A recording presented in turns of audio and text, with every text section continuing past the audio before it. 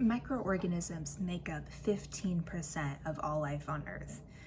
They have been a part of the ecosystem since the beginning and will be here until the end. Humans, on the other hand, only make up the small amount of 0.01%. Yet little research is being done to learn how climate change will affect the smallest organisms on this planet. This is due in part to a lack of political acknowledgement about microorganisms. According to Nature Reviews, Volume 17 on microbiology, henceforth known as Nature Reviews, quote, "Although microorganisms are crucial in regulating climate change, they are rarely the focus of climate change studies and are not considered in policy development," end quote. We find that when talking about climate change, focus seems to be put on eukaryotic populations higher up on the trophic levels, fish, mammals, and humans. Rarely are the low levels considered. We talk about the weather getting warmer, ice caps melting, eroding banks, and ocean temps rising.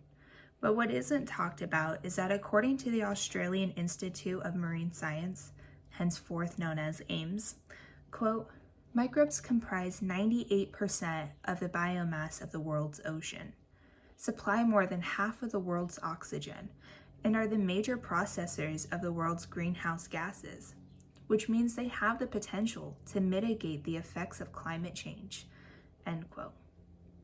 So today we're going to be going over marine microbes and their role regarding carbon cycling, trophic levels, and what it could mean for our future. One of the biggest human-made greenhouse gas pollutant is CO2. The rapid rising CO2 rate is a major concern among most scientists. According to Nature Microbiology, quote, "As much as a third of the carbon dioxide released to the atmosphere by fossil fuel combustion centers enter the surface ocean," end quote. Along with ocean acidification, which is the lowering of pH in the ocean over a period of time, is an indirect impact of greenhouse heating, which Nature Microbiology says, quote, "will increase the temperature of the sea surface by 1 to 10 degrees Celsius over the next 100 years, end quote. The issue is that while CO2 levels continue to rise, microbes can't keep up with the change. While they account for almost half of all the photosynthesis on Earth by converting sunlight and carbon dioxide into glucose and oxygen, the amount of CO2 predicted to enter our oceans as temperature rises, ice caps melt, will be too extensive for microbes to keep up with, which is where ocean acidification becomes a concern. As the pH levels drop, Nature Microbiology predicts that, quote, "the surface mixed layers will also become shallower throughout large parts of the ocean, trapping microbial communities nearer to the surface where solar radiation is more intense," end quote. This will lead to a major reduction in oxygen present in our oceans worldwide, which puts all other trophic levels at risk, including humans, for extinction due to a lack of oxygen. If half of our world's oxygen was just gone, we wouldn't be able to support the amount of life we have on this planet, and so many things would be put at risk for suffocation. So now, when we think about trophic levels or food webs, we might be inclined to think about what we were taught in school. Grasshopper eats grass, frog eats grasshopper, snake eats frog, and eagle eats snake. While this works, it leaves off important characteristics about everything that makes up the grass, specifically the microbes. Microbes are sometimes called driving engines, as they support all of life on this earth. They form the basis of the marine food web and all food webs and food chains. According to Nature Reviews, quote, "marine biomes cover 70% of the Earth's surface and range from mangroves and coral reefs to the open oceans. The current amount of CO2 in the atmosphere is already too high for coral reefs to thrive, putting at risk food provision, flood protection, and all the other services corals provide, end quote. Microbes are responsible for what is known as the microbial loop.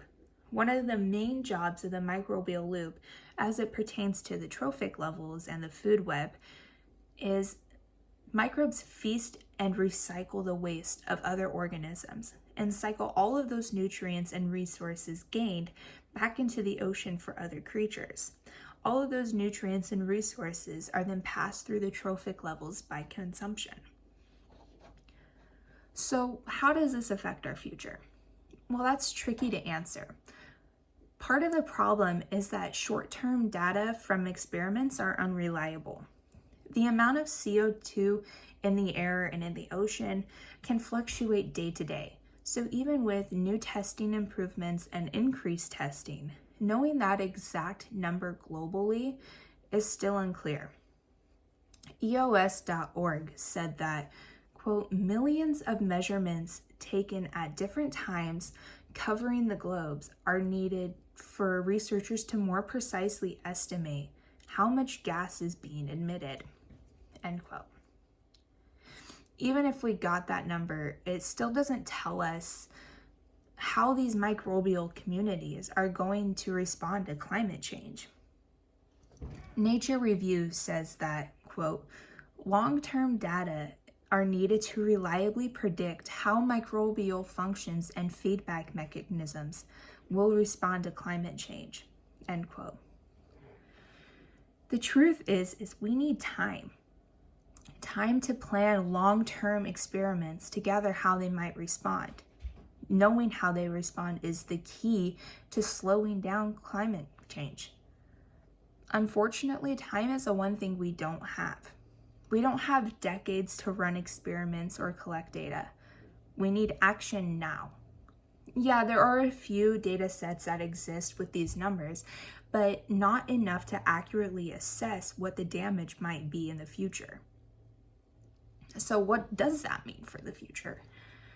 Well, we may not have time to run all these tests, but it doesn't mean that we shouldn't do it anyways. Even if we get the data to make any meaningful change, it will still provide us with a better picture of how our world could be effective and give us insight into maybe what our world will become.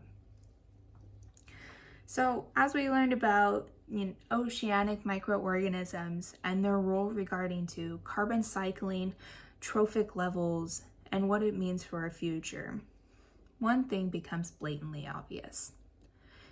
In order to understand how to combat climate change and what climate change could mean in the future, and to ensure a stable environment for future generations, we must understand the role that these microorganisms play in climate change. We must start creating policies that positively impact those lower trophic levels, and we must take action to ensure that they're considered for all climate change responses moving forward. And as Nature Review puts it, quote, unless we appreciate the importance of microbial processes, we fundamentally limit our understanding of Earth's biosphere in response to climate change, and thus jeopardize efforts to create an environmentally sustainable future, end quote. Thank you.